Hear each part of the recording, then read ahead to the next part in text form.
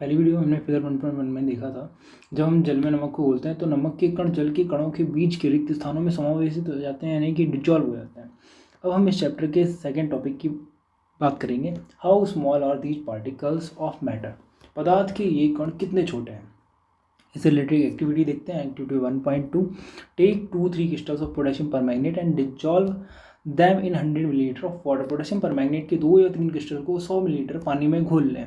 अब यहाँ पे एक क्वेश्चन बनता है, what is the formula of potassium permanganate. Potassium permanganate का फॉर्मूला होता है KMnO4।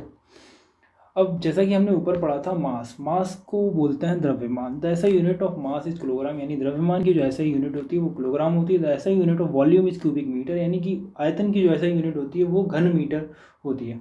The common unit of measuring volume is litre, यानी कि आयतन की जो कॉमन यानी कि सामान्य यूनिट जो होती है उसे हम बोलते हैं litre. 1 litre equal to 1 decimetre cube. 1 litre equal to 1000 millilitre. 1 millilitre equal to 1 centimetre cube. Take out approximately 10 milliliter of this solution and put it into 90 milliliter of clear water. इस घोल में से लगभग 10 मिलीलीटर घोल निकाल कर उसे 90 millilitre जल में मिला दें। Take out 10 milliliter of this solution and put it into another 90 milliliter of clear water. फिर जो ऊपर हमें घोल दिया था उसमें से 10 मिलीलीटर निकाल कर उसे भी 90 मिलीलीटर जल में मिला दें। Keep diluting the solution like this 5 to 8 times. इसी प्रकार इस घोल को 5 से 8 बार डाइल्यूट करते रहें, यानी कि तनुकृत करते रहें। Is the water still coloured, क्या जल अब भी रंगीन है। Estimating how small are the particles of matter with every dilution through the colour becomes light, it is still visible. अनुमान लगाइए कि या फिर अंदाज़ा लगाइए कि पदार्थ के कण कितने छोटे हैं। प्रत्येक बार डाइल्यूट करने पर घोल का रंग हल्का होता जाता है, फिर भी जल रंगीन नज़र आता है। This experiment shows that just a few crystals of potassium permanganate can colour a large volume of water about 1000 litre. यह प्रयोग हमें यह बताता है, यह दर्शाता है कि पोटेशियम परमैंगनेट के बहुत थोड़े से क्रिस्टलों से पानी की बहुत अधिक मात्रा 1000 लीटर भी रंगीन हो जाती है। So we conclude that there must be millions of tiny particles in just one crystal of potassium permanganate which keep on the dividing themselves into smaller and smaller particles. इससे हम यह निष्कर्ष निकाल सकते हैं या फिर हम यह कंक्लूजन निकाल सकते हैं कि पोटेशियम परमैंगनेट के केवल एक क्रिस्टल से कई सूक्ष्म कण होंगे। ये कण छोटे छोटे कणों में विभाजित हो जाते हैं। ये जो कण है ये छोटे छोटे कणों में विभाजित हो जाते हैं। एक स्थिति में ये कण और छोटे भागों में विभाजित नहीं किया जा सकता है। The same activity can be done using 2 millilitre of Dettol instead of potassium permanganate. The smell can be detected even on repeated solution. Potassium permanganate की जगह 2 मिलीलीटर डिटॉल से भी हम यह एक्टिविटी कर सकते हैं। लगातार तनुकृत करने पे या फिर डाइल्यूटिंग करने पे उसकी महक जो है वो चेंज होती रहती है या फिर बदलती रहती है। अब यहाँ पे जो मोस्ट इंपॉर्टेंट है, the particles of matter are very small, यानी पदार्थ के जो कण होते हैं वो बहुत छोटे होते हैं। They are small beyond our imagination इतने छोटे कि हम कभी कल्पना भी नहीं कर सकते। अब characteristics of particles of matter के बारे में पढ़ते हैं। पदार्थ के कणों के अभिलाक्षणिक गुण या फिर इनकी विशेषताएं। Particles of matter have space between them.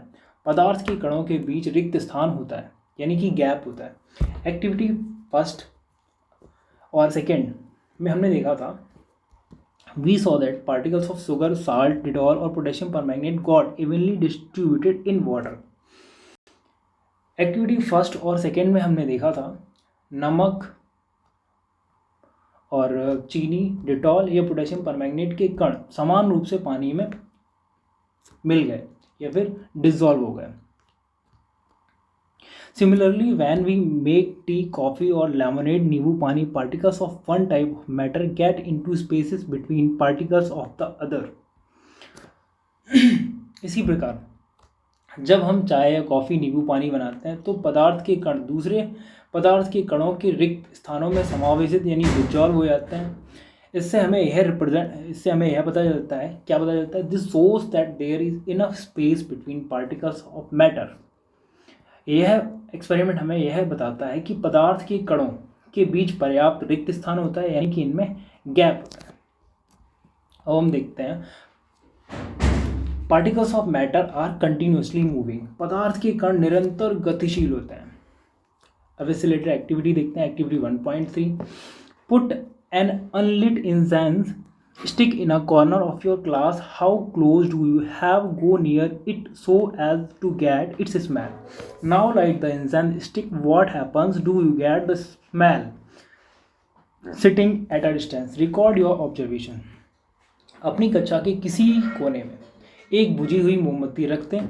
इसकी सुगंध लेने के लिए आपको इसके कितने समीप जाना पड़ता है। अब आप अगरबत्ती जला दें, क्या होता है, क्या दूर से ही सुगंध आपको मिलती है। अब अपने ऑब्जर्वेशन यानी कि परीक्षण को नोट करें। एक्टिविटी 1.4 हम देखते हैं, take 2 glasses beakers filled with water. जल से भरे 2 गिलास या बीकर लें। Put a drop of blue और red ink slowly and carefully along the sides of the first beaker and honey in the same way in the second beaker. पहले beaker के एक सिरे पर सावधानी से एक बूंद लाल या नीली स्याही डाल दें और दूसरे में शहद डालें। Leave them undisturbed in your house or in corner of the class. इनको अपने घर या कक्षा के कोने में रख दें। Record your observation. इसके बाद हम अपने परीक्षण को नोट करें। What do you observe immediately after adding the ink drop? स्याही की बूंद डालने के बाद आपने क्या देखा। What do you observe immediately after adding a drop of honey? शहद की बूंद डालने के तुरंत बाद आपने क्या देखा। How many hours or days does it for color of ink to spread evenly throughout the water? स्याही का रंग पूरे जल में एक समान रूप से फैलने में कितने घंटे या दिन लगते हैं। एक्टिविटी 1.5 हम देखते हैं, drop a crystal of copper sulphate और potassium permanganate into a small of hot water and another containing cold water. Do not stir the solution. Allow the crystals to settle at the bottom. एक गिलास गर्म पानी से और दूसरे गिलास में ठंडे पानी से भरे गिलास में कॉपर सल्फेट का फॉर्मूला होता है CuSO4, या पोटेशियम परमैंगनेट जैसे कि हम ऊपर पढ़ चुके हैं KMnO4 इसका फॉर्मूला होता है। KMnO4 का एक क्रिस्टल डालें और एक और रख दें, हिलाएं नहीं। What do you observe just above the solid crystal in the glass? What happens as time passes? What does this suggest about the particles of solid and liquid? Does the rate of mixing change with temperature? Why and how? Crystal को सतह पर बैठने दें। गिलास में ठोस crystal के ठीक ऊपर क्या दिखाई देता है, समय बीतने पर क्या होता है, इससे ठोस और द्रव के कणों के बारे में क्या पता चलता है, क्या तापमान के साथ मिश्रित होने की दर बदलती है, क्यों और कैसे। फ्रॉम द अबव 3 एक्टिविटीज यानी 1.3, 1.4 and 1.5 we can concluding the following. हमने इससे पहले ऊपर 3 एक्टिविटी के बारे में पढ़ा था, 1.3, 1.4, 1.5। इन सबको पढ़ने से हमें एक निष्कर्ष मिला, या हम इन सबको पढ़ने से एक निष्कर्ष निकाल सकते हैं या कंक्लूजन निकाल सकते हैं। Particles of matter are continuously moving, पदार्थ के कण निरंतर गतिशील होते हैं। That is they possess what we call the kinetic energy, अर्थात उनमें गतिज ऊर्जा होती है। As the temperature rises particles move faster, so we can say that with increase in temperature the kinetic energy of the particles also increases. इसलिए हम कह सकते हैं कि तापमान बढ़ने से कणों की गतिज ऊर्जा भी बढ़ जाती है। In the above 3 activities, we observe that particles of matter intermix on their own with each other. ऊपर हमने जितनी भी एक्टिविटीज की उनमें देखा कि पदार्थ के कण अपने ही आप एक दूसरे के साथ मिल जाते हैं, एक दूसरे से मिल जाते हैं। They do so by getting into the spaces between the particles. This intermixing of particles of two different types of matter on their own is called diffusion. ऐसा कणों के रिक्त स्थानों के बीच में समावेश यानी कि डिसॉल्विंग होती है, तो दो विभिन्न पदार्थों के कणों का स्वतः मिलना ही विसरण कहलाता है। विसरण का मतलब क्या है, डिफ्यूजन कहलाता है। We also observe that on heating diffusion becomes faster. Why does this happen? हमें यह भी पता चलता है कि गर्म करने पर विसरण तेज हो जाता है। ऐसा क्यों होता है, ऐसा क्यों होता है देखते हैं हम। Particles of matter attract each other, particles of matter each other. पदार्थ के कण एक दूसरे को अट्रैक्ट करते हैं यानी कि आकर्षित करते हैं। एक्टिविटी 1.6 में हम देखते हैं play the game in the field, make 4 groups and form human chains and suggested. इस खेल को एक मैदान में खेलें, आगे बताए गए ढंग से 4 ग्रुप बनाकर मानव श्रृंखला बनाएं। The first group should hold each other from the back and lock arms like ईदू Mishmi dancers. पहला समूह ईद मिशमी नर्तकों की तरह एक दूसरे को पीछे से कसकर पकड़ ले। The second group should hold hands to form a human chain. दूसरा ग्रुप एक दूसरे का हाथ पकड़कर मानव श्रृंखला बना ले। The third group should form a chain by touching each other with only their fingertips. तीसरा समूह केवल उंगली के सिर से छूकर एक श्रृंखला बना ले। Now the fourth group of students should run around and try to break the 3 human chains one by one into as many small groups as possible। अब चौथा समूह ऊपर वर्णित तीनों मानव श्रृंखलाओं को तोड़कर छोटे समूहों में बांटने का प्रयास करें। Which group was easiest to break why. किस समूह को तोड़ना आसान था और क्यों था। किस ग्रुप को तोड़ना आसान था और क्यों था। If we consider each student as a particle of matter, then in which group the particles held each other with the maximum force। यदि हम प्रत्येक विद्यार्थी को पदार्थ का एक कण माने तो किस समूह के कणों ने एक दूसरे को सबसे अधिक बल से पकड़ रखा था। एक्टिविटी 1.7 देखते हैं।